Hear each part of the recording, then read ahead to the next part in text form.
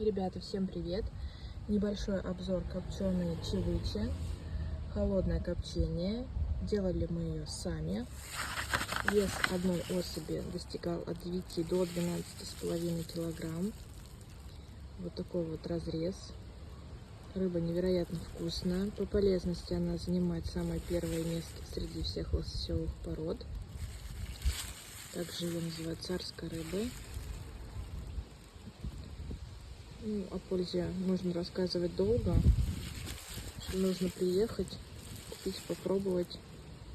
Это очень вкусно и очень ароматно. Жду всех в гости.